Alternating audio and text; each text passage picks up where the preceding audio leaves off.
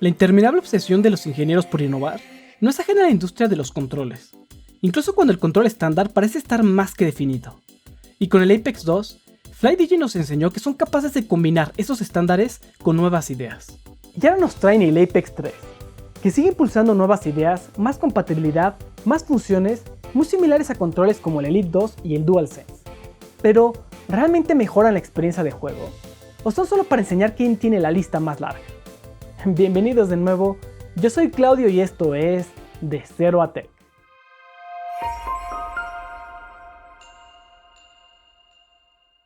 Hace unas semanas probamos el FlyDigi Apex 2 y nos sorprendió con calidad y funciones que no hemos visto en otros controles. Su mayor gracia, los botones deslizables. Y ahora con este Apex 3, que se ve más normal, pero llama la atención con gatillos adaptativos como el control de PlayStation 5 y una pantalla color que ya veremos para qué sirve. Y todo diciembre vamos a estar corriendo una rifa donde regalaremos 5 controles de los que hemos hecho reseña en el año. No olvides suscribirte para que no te pierdas las bases apenas las publiquemos. La caja ahora tiene un diseño mucho más simple, es completamente negra y fuera de los letreros y el logo, lo único que nos enseña el control es el icono. Atrás se ve una imagen del control por los dos lados. Lo abrimos y vemos una carta de bienvenida con muy buena ortografía y quitamos la esponja de protección para encontrar el control.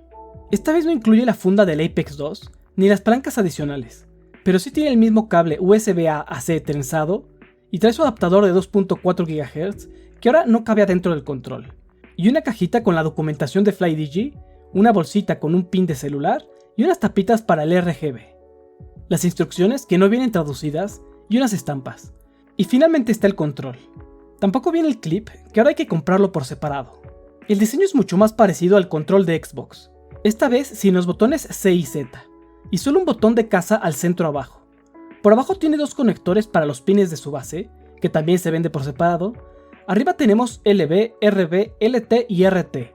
Los últimos dos esta vez sí son analógicos. Tenemos también el puerto USB-C, y notarás que no hay M5 y M6 como en el Apex 2. Pero por atrás sí tenemos M1 a M4 en la misma posición, y el switch de encendido.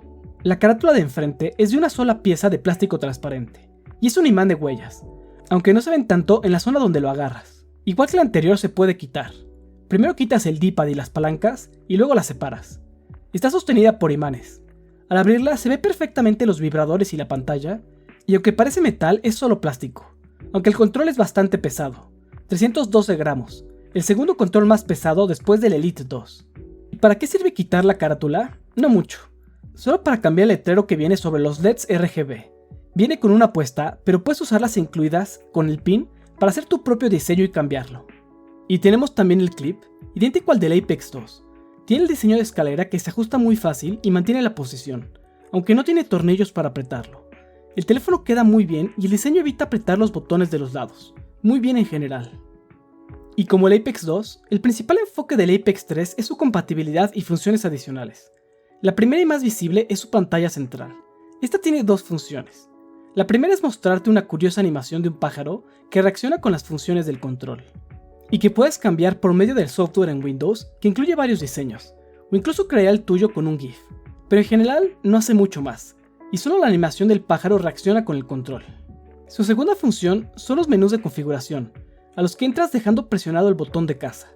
Desafortunadamente entenderla está en chino, pero no son tantas opciones, así que es cosa de conocerlas por primera vez. La primera te deja cambiar el protocolo. Esta vez es compatible con más plataformas, por 2.4 y USB con X-Input y Direct Input, y por Bluetooth con Android, con el modo de mapeo, iOS y Nintendo Switch. Por lo menos este menú sí es claro en cada opción. El segundo te permite cambiar entre los 4 diferentes perfiles. Estos solo están disponibles para X-Input, Direct Input y Switch. Y también puedes cambiar sin entrar al menú presionando Select más el botón de caza, más cualquiera de los botones frontales, uno por perfil. El siguiente menú te permite regular el brillo de la pantalla. El siguiente, iniciar el emparejamiento, y los dos últimos son solo de información. En Android, para sacarle más provecho al control, necesitas instalar el FlyDigi Game Center. Esta app te da acceso a muchas funciones. Primero que nada al modo de mapeo, que requiere un proceso de activación común de estas aplicaciones. Pero, una vez que lo haces, igual que el Apex 2, es el mejor mapeador que hemos probado. Ya lo veremos en las pruebas. También podemos cambiar el modo Android directo desde el app, el cual puedes asignar a cada juego para que se cambie si lo arrancas desde el app. Y te deja actualizar el firmware, y puedes cambiar el modo de RGB del letrero, con sus colores y brillo, y probar las funciones del control, incluyendo el giroscopio.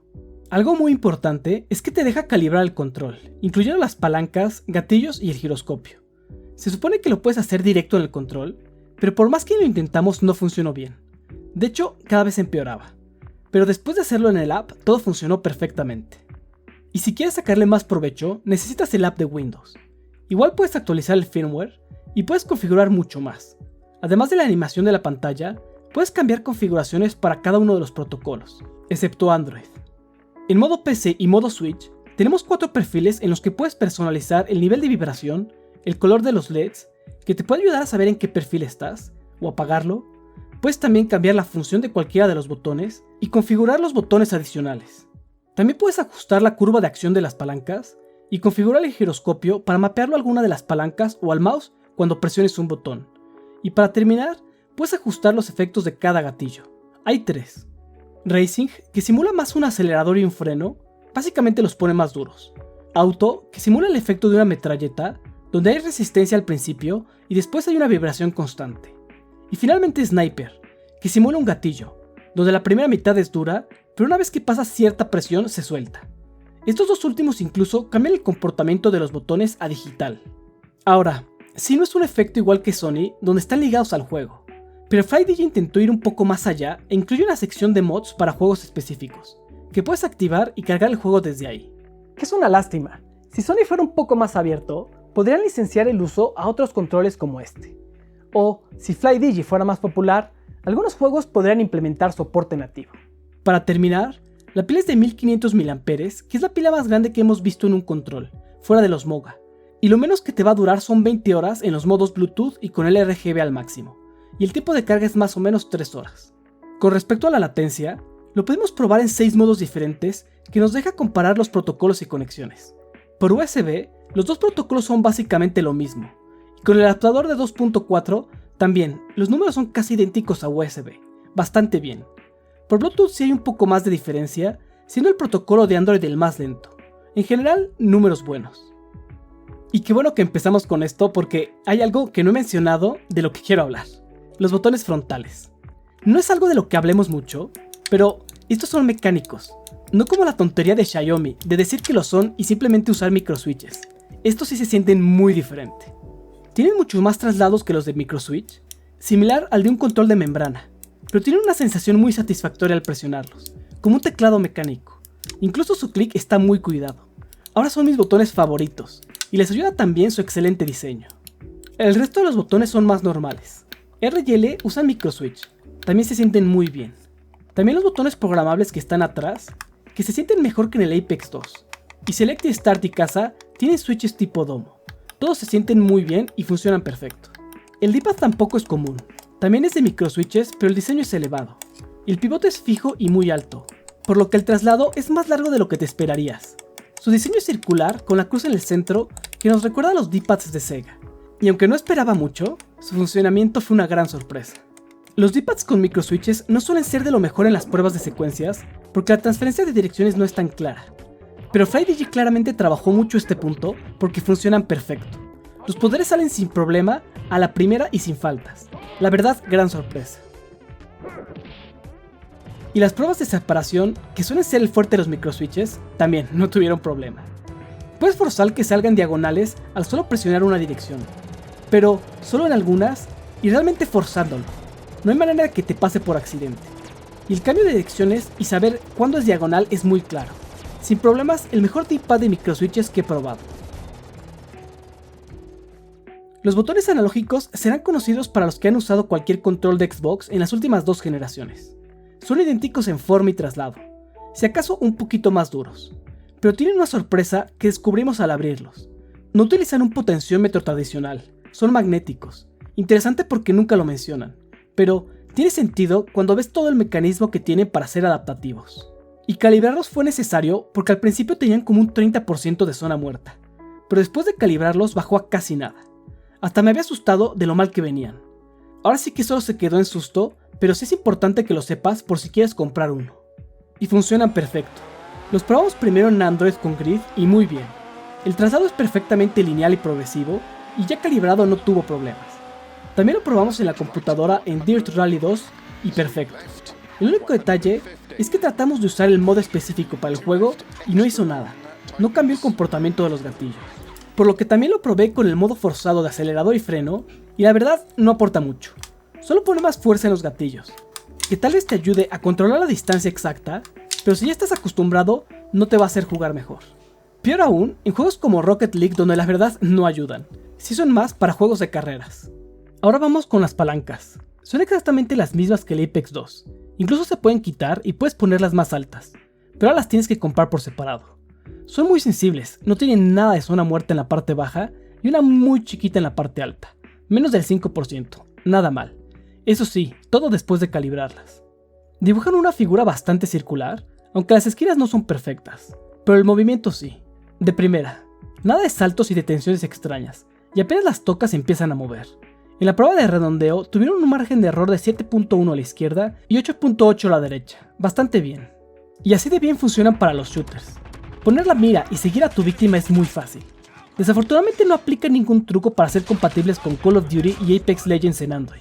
Incluso en el modo iOS se conecta como un Xbox Wireless Controller, pero por alguna razón en Windows y en Android no empareja. Para compensar, FlyDigi agrega su excelente modo de mapeo, que es de lo mejor. Tiene un proceso de activación igual que Mantis, pero ya configurado es perfecto. Como dijimos en la reseña del Apex 2, entre las palancas y el app es el mejor modo de mapeo que hemos probado. Y gracias al app, puedes mapear el movimiento del giroscopio a la palanca derecha. En Android solamente funciona con el modo de mapeo, solo hay que activarlo dentro del app, y complementa perfecto a la palanca derecha. Para el resto de los modos, tienes que activarlo y asignarlo en los perfiles, y lo único en el que no hay es en Switch, donde el soporte es nativo. Para los demás modos, lo puedes configurar para que se active únicamente al presionar un botón, como el de apuntar, y lo mismo que en el Apex 2, aunque esta vez tuvimos que ajustar la sensibilidad para que nos funcionara mejor. Es por mucho la mejor implementación de esta funcionalidad. Y como el control es compatible con más plataformas, a fuerzas lo vamos a probar. La primera es el Switch. Es el tercer control del año que se posiciona como una alternativa al Pro Controller. Solo funciona conectado por Bluetooth, pero funciona muy bien. Primero que nada soporta los 4 perfiles, así que puedes usar todas sus funciones, incluyendo el mapeo de los botones y los triggers adaptativos, aunque estos solo funcionan como botones digitales. Todo lo demás está en su lugar, excepto el botón de captura que es M4. El giroscopio funciona en modo nativo y se siente exactamente igual al del control original. Lo probamos en Zelda y Mario Galaxy y es perfecto. Igual que en los otros modos, la sensibilidad es excelente. Y como es de las cosas que más me preguntan, sí, enciende el Switch de remoto. Tanto cuando lo prendes con el interruptor de atrás, o si el control está suspendido presionando el botón de casa. La verdad, excelente opción. Mejora al original en casi todos los casos. Nada más no tiene vibración HD ni lector de amigos. En Windows también funciona perfecto. Ya vimos la aplicación que te deja personalizar casi cualquier cosa. Pero lo importante es que como control todo funciona bien. Con Direct Input detecta todos los botones. Y con X-Input es compatible con todos los juegos, no importando si son de Xbox en Windows, Steam o Epic Store. Lo que sí es una diferencia importante con el Apex 2 es que ReWast no lo detecta como un control específico. Esto te limita el acceso a las funcionalidades adicionales al modo nativo por medio del app de FlyDigi. Es un control muy nuevo y esperemos que puedan agregar la compatibilidad después. Y acerca de los mods para los gatillos digitales, la verdad no nos funcionaron. Por más que probamos Forza 4 y Dirt Rally, la aplicación los detectaba, se arrancaba un servicio, pero una vez en el juego no hacían nada. Si los teníamos configurados en algún modo lo respetaba, y si estaban apagados se quedaban apagados. Es un tema complicado, ojalá mejore el soporte porque cuando funciona es una gran funcionalidad. La última plataforma soportada es iOS, donde como todo control compatible, si el juego soporta control, lo puedes usar. No hay límites artificiales como en Android. Lo probamos primero con Genshin Impact y todo funciona perfecto. También probamos Forza Motorsport con Xbox Game Pass y detecta todo bien. Funcionan los botones analógicos e incluso el botón de casa. Lo único adicional mencionable es que para iOS solamente hay un perfil, pero dentro de este puedes usar toda la funcionalidad del control, bastante bien. Y con el clip, sin duda uno de los mejores controles para iPhone. Con respecto al precio, la verdad es un relajo. Oficialmente está en $120 solo el control, $130 con clip y $140 con base sin clip. Pero, al menos que estés en Estados Unidos, Amazon no es el lugar para comprarlo, porque es mucho más barato en AliExpress, donde lo puedes conseguir por $100 con clip. Yo pagué poquito más de 2,000 pesos mexicanos. Sí, no lo hace un control barato, pero lo pone al mismo nivel del Apex 2, aunque no incluye tantos accesorios. Y sigue estando mucho más barato que los controles premium de Microsoft y de Sony, porque en serio, es un control premium. En resumen, es un control bastante especial. La pantalla es solo un distractor, pero no hay duda que la calidad y funcionalidad son de primera, suficientes para competir con controles como el Elite 2. ¿No crees? Checa su reseña dando clic en este video. No olvides darle like y suscribirte. Y recuerda juegos retro, tecnología moderna, de cero a tech.